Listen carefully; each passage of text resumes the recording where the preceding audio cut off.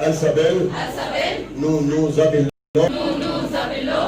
vous zabellé, Elsabel.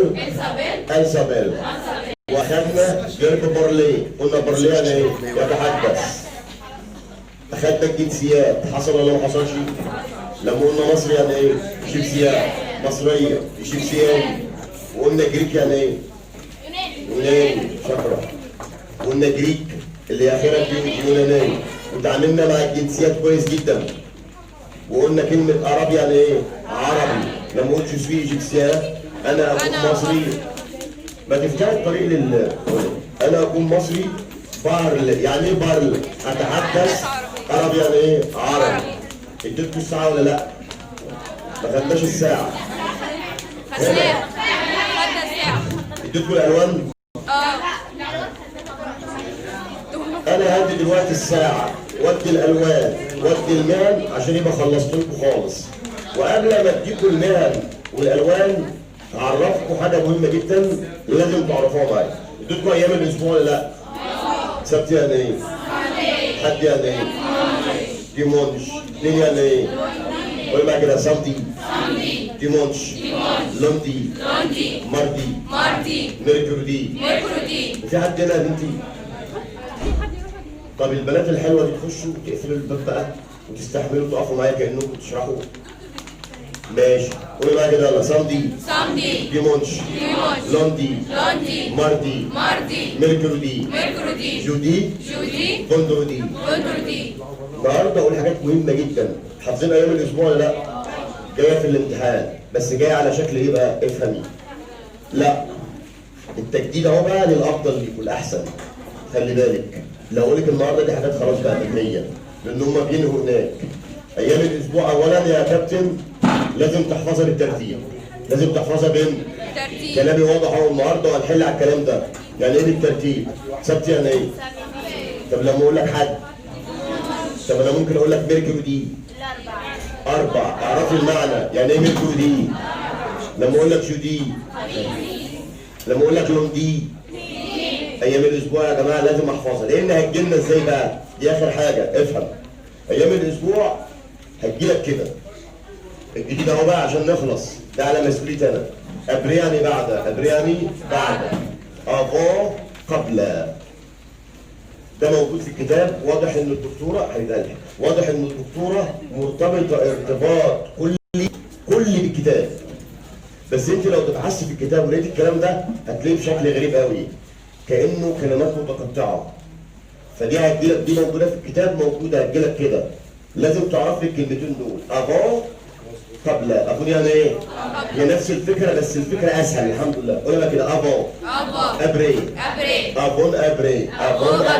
وده عامل لكم عليه تدريبات هنا في الملزمه اللي معاكم اللي خدتوها النهارده. يبقى قبل افون، قبل بعد ابري. لان هو يقوم جايب لك جمله كده ويقول لك افون لو ديمونش. قبل الحد. قبل ايه؟ اختار.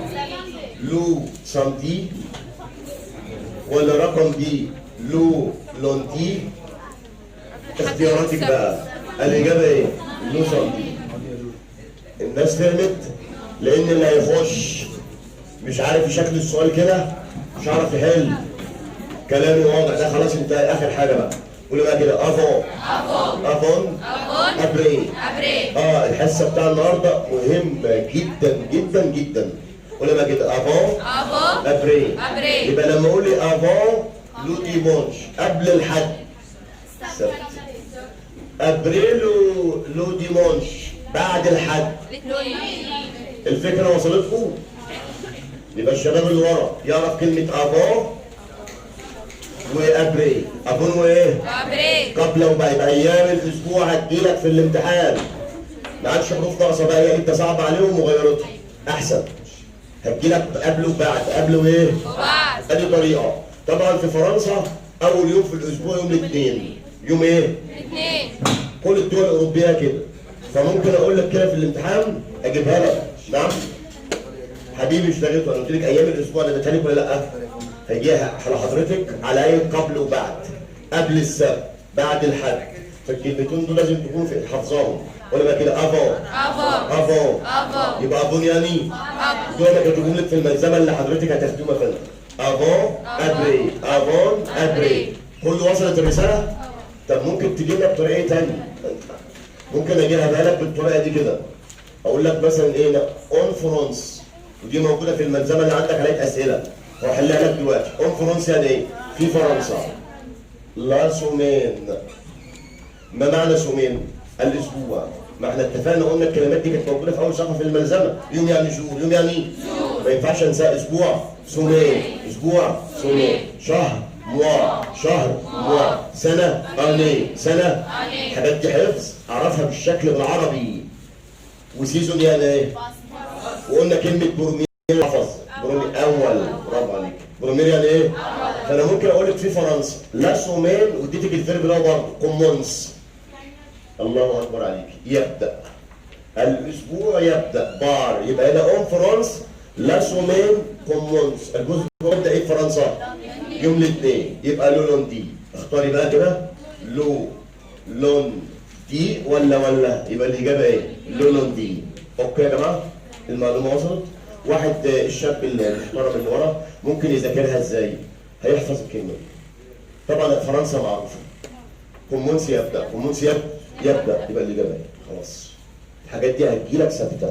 طيب ممكن اجيبها لك بطريقه ثانيه، اقول لك اون فرانس برضه. يعني ممكن اقول لك اون فرانس، اون ايه؟ فرانس. في فرنسا. لو بروميير، يعني ايه بروميير؟ الكلمه دي مهمه قوي. بروميير يعني ايه؟ اول. كلمه مهمه جدا جدا. بروميير يعني ايه؟ اول. لو بروميير جور، جور يعني ايه؟ يوم. دون لا سومين. أول يوم فين؟ في الأسبوع. ده هو لولاندي. خلاص يبقى أيام الأسبوع كده اكتفينا بيها. تاني يا جماعة يبقى أون فرونس لا سومين، سومين يعني أسبوع، سومين بلانش جريس. أورانج اسمها إيه؟ أورانج. روز أصفر جون، أصفر جون، أزرق بلو، أسود نوار. وعلى فكرة هو مش غريب لأنه هو موجود في الكتاب. وركزي برضه في المحاضرة. هيجي لك على هيئة أعلام دول. ماشي؟ ركزي في الشرح. الألوان هيجي لك على هيئة علم دولة. علم إيه؟ إزاي؟ ما أنا هما أنت عليك حوالي 4 أعلام بس، نفس السؤال اللي سأله الدكتورة. واد قال لا طب أنا مش حافظ كل أعلام الدول اللي في الكتاب بس. وده أنا ملخصه لك وجايبه لك. طبعا ده بديهي يعني. أول حاجة مصر ومين؟ هم أصل مش هيبقى الامتحان كله كده. ده هو جملتين. جملتين الوان، جملتين ايام الاسبوع، جملتين. انت معايا؟ مش هيبقى اكتر من جملتين يعني او 3 بالكتير، لان 3 جمل تعمل درجه، تعمل ايه؟ درجه. والامتحان 60. انت اهم حاجه عرفت الفكره.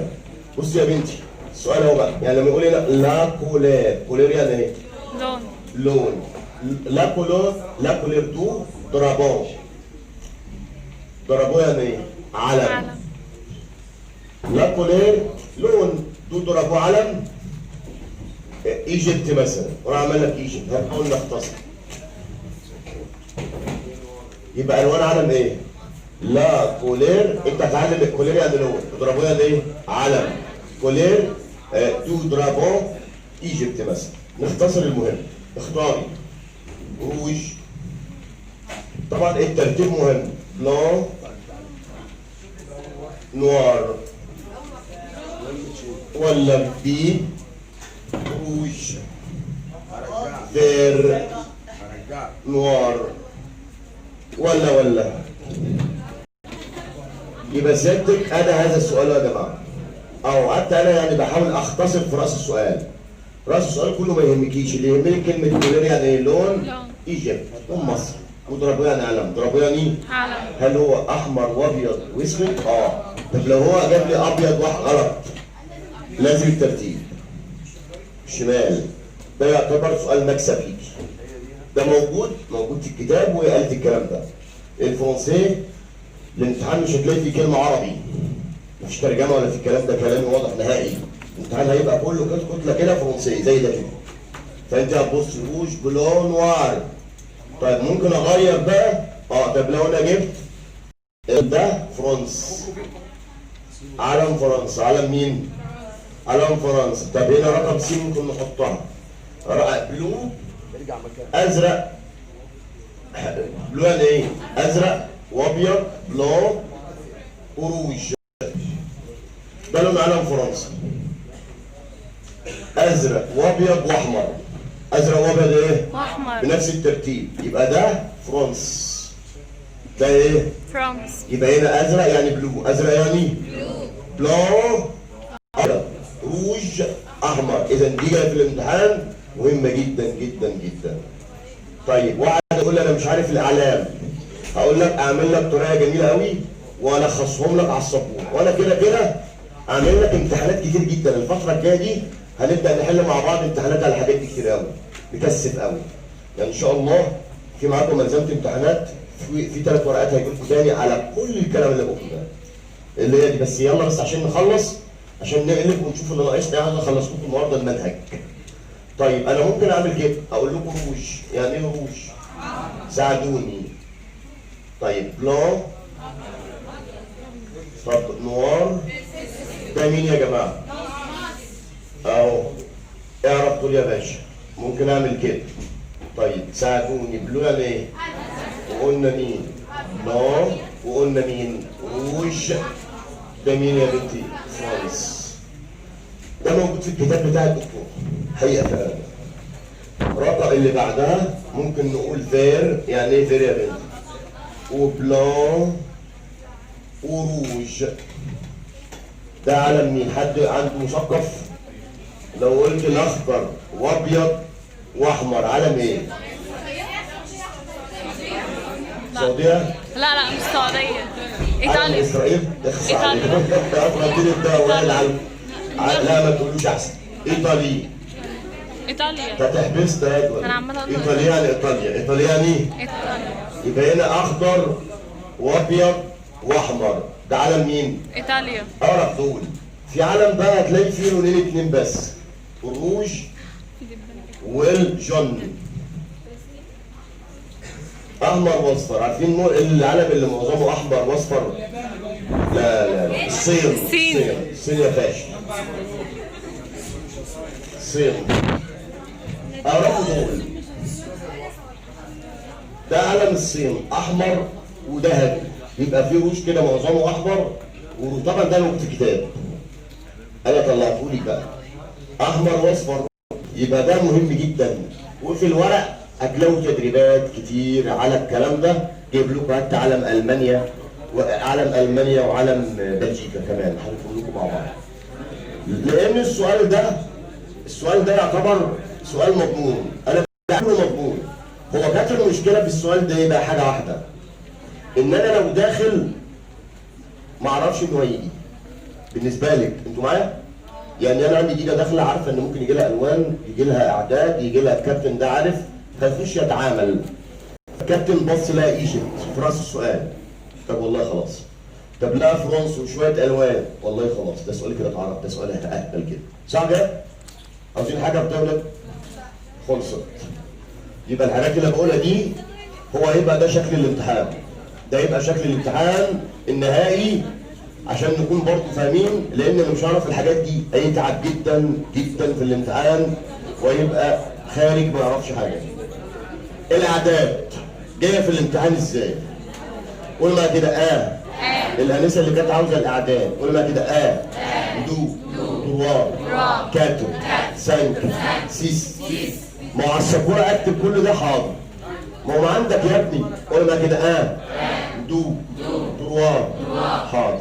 تروار كاتر سانك سيس ست ويت نف ديس. ادي من 1 ل 10 يا برنس. 2 3 4 5 6 7 8 9 10. هنكمل مع بعض لحد 60. ليه؟ احفظوا من 1 ل 60 عشان الاعداد دي هتخدمنا في حاجتين دلوقتي في الساعه، وهتخدمنا هتجيبكم على شكل غريب جدا هقول لكم دلوقتي. 1 ل 60 هي كانت ركزت على 1 ل 20 وبعد كده في دكتور 1 ل 60 اضمن. وعلى فكره هي هتجيلكم يعني عاوزك تعرفي ترجمتها بس. يعني لما اقول لك سانك يعني ايه؟ كاتر يعني ايه؟ 4 ويت 8 قول بقى كده اندو 3 4 5 6 7 8 9 10 وعملنا لكم طريقه ليها للناس الجايه جديده اللي ما تعرفهاش. يعني اللي يعرف من 1 ل 10 يعرف من 1 ل 60. لما قلت لكم كده خلي بالكم يا جماعه، طروا يعني ايه؟ 3 طب ما تقولي تريز 13 عندما ياتي يا كابتن المقطع ده ايز ده في اخر البتاع يبقى كده بعد العشرة، يبقى ده 3 13 يعني مش هتيجي بقى حروف ناقصه يبقى تريز. طب لما اقول لك ترونت يعني ايه؟ 30 يبقى انا لما اجي احفظ اعرف عربي تروا يعني 3. طب تريز ترونت. طب لو قلت كاتر 14 كارونت ده سهل قوي. سانك كنز سانكونت يبقى اللي جاي من جنس الكلمه وفي اونت رقم كبير. سيس سيز سوازونت ده فل قوي. يبقى كده والارقام بقى من 1 ل 10 انا قلت لكم اللي اوله في فاللي اوله في 20 اللي اوله في ايه؟ 20. طب لو حطيتك ال 20 جنبها السيس يبقى الارقام يا جماعه اللي هي 25 و35 بكتب الرقم الكبير الاول وبعد كده الرقم الايه؟ الصغير. يعني لما اقول فانسيس 26 فانسيس 26 فانسات 27 فانويت 28 تورونتي 36 تورونتو 30 تورونت حطيت سيس تورونت 37 كارونت 40 كارونت 45 يبقى انت دلوقتي حفظت الارقام الكبيره الاول. تورونت 30 كارونت 40 سانكونت 50 سوازونت 60 وانا جايبها من رقم الايه؟ الصغير. اوكي كده؟ طيب عندك بقى من بعد واحد طب اونز ليه؟ 11 طب دو نفس الطريقه دوز 100 فل عليك. عندي 6 يعني 7 6 يعني 7 لو حطيت قدامها العشرة بقت دي 6 يعني انا عندي العدد اللي هو 10 17 وكانه ديس ايه؟ 6 ديس 17. طب لو حطيت ديس وكتبت ويت 18 ديس ضف 19 فاعتقد غطيت الاعداد صح؟ طب هتجيلنا ازاي؟ ممكن تجيلنا قبل وبعد. قبل وايه؟ يبقى انا دلوقتي خلاص حد عاوز حاجه من الشباب؟ ايه المشكله؟ والاعداد عندك في الملزمه كل ده في الملزمه كل ده في الملزمتين ده في كل الملازم. الاعداد انا يهمني صيغه السؤال هي دي اللي تهمني عشان اخش الاقي اللي انا بقوله ده مهم جدا لان لو مش هلاقيها تبقى مشكله. عندي كلمه ابري يعني ايه؟ ابري قبل ولا بعد؟ بعد دي تودينا في داهيه لو ترجمتها غلط. ابري يعني ايه؟ بعد وافون قبل علميها بكلمه ابريدو ما بعد غدا. ابريني دي بعد الظهر ثم تنسي مش هقول ابقى يعني فاهماني؟ هنا ابري فلما اقول ابري ويت بعد الثمانية بعد الايه؟ اختاري بقى بعد الثمانية ايه؟ نف ولا مثلا رقم بي 6 فهمتوا يا شباب؟ يبقى كلمة قبل وبعد لازم اكون ايه؟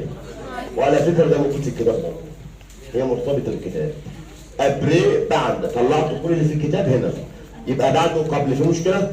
طب لو جابتها كده تعرفوا الكلمة دي بلس بالانجليزي يعني ممكن اجيبها لك موجودة برضه في الكتاب. يعني لما اقول لك بس تريز يعني ايه؟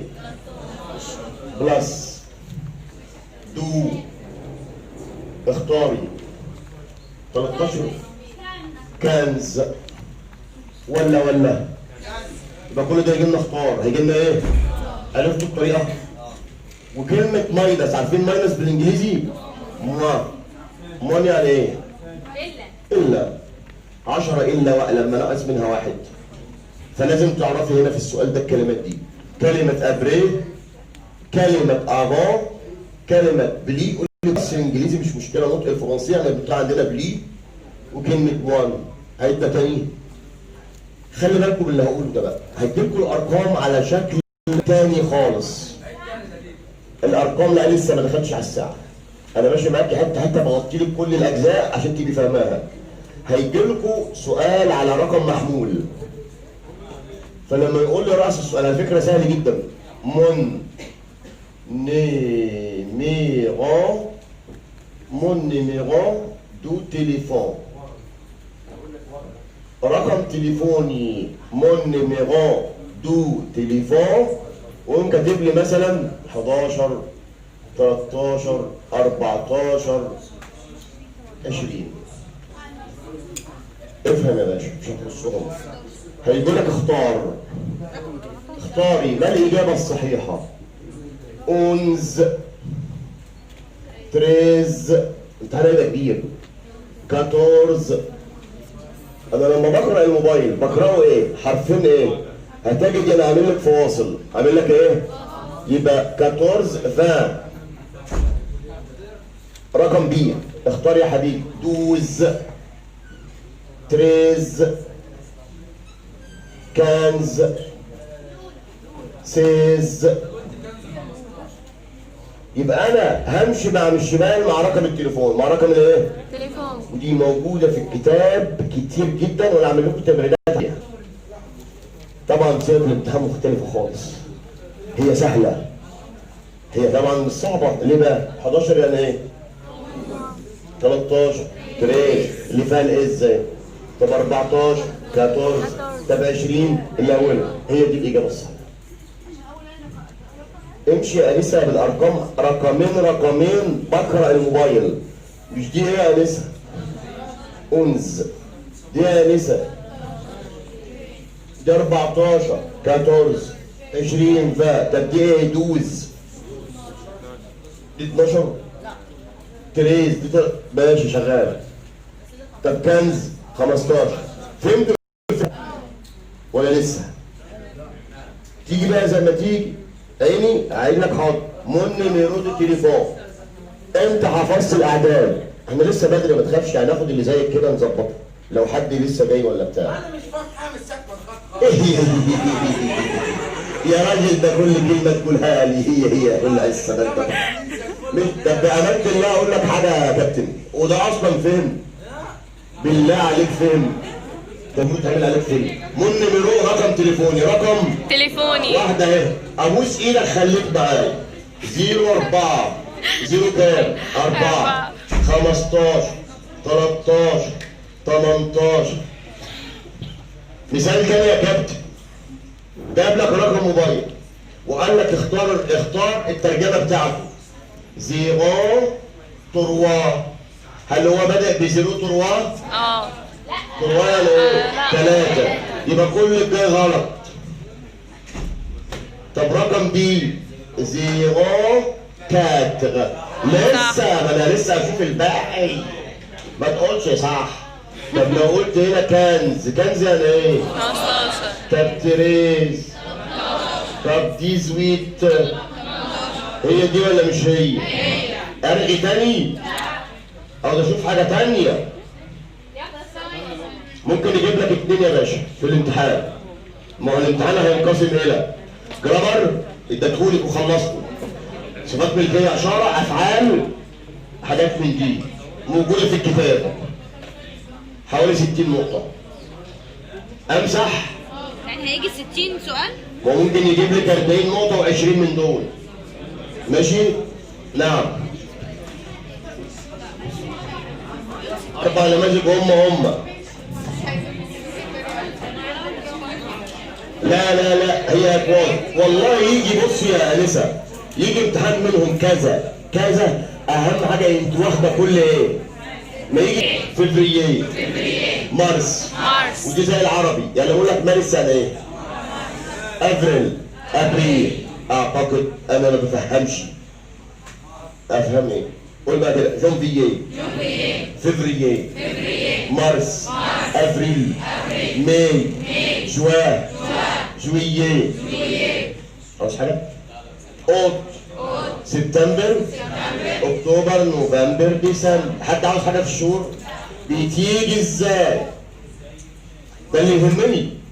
الشهور اكنها عربي. الكابتن اللي بيتكلم افريل يعني ايه؟ ابريل. اول حاجه افون يعني ايه افون؟ قبل. افون يعني ايه؟ قبل. افون مثلا جونفييه. قبل يناير ايه؟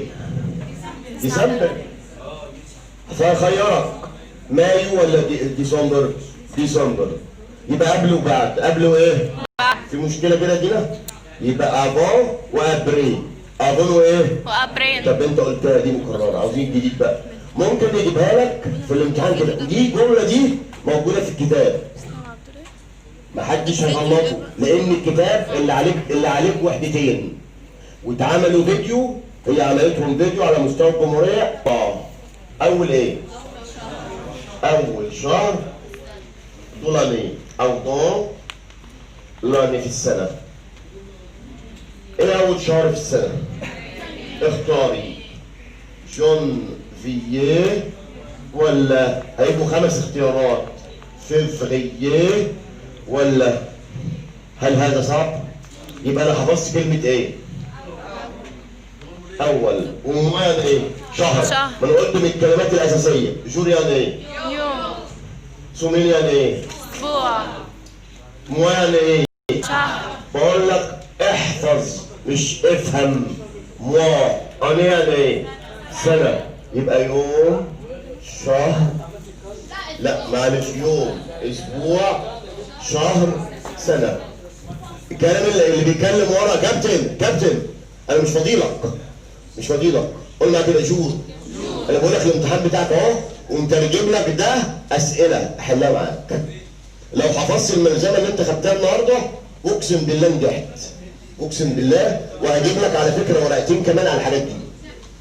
اسئله. ساعدني بس عشان اخلص. قول معايا كده يلا. جور، سومين، موا، اني. يبقى اول شهر في السنه هو ايه؟ يناير. ده تاني غيره. ممكن نقول درنيير موا اخر شهر. درنيير يعني اخر، درنيير يعني دي. كل الكلام ده موجود في اول صفحه في الملزمه. بعد كده ممكن يربط لي الشهر بالاعياد. بالعيد. هتقول لي ايه الاعياد دي؟ هم موجودين في الكتاب جملتين وشكرا. من الكتاب مش من بره. يعني لما اقول لك مثلا فت يعني ايه؟ عيد او حفله. فت لا معنى عيد او ايه؟ لا فت مثلا دو نويل.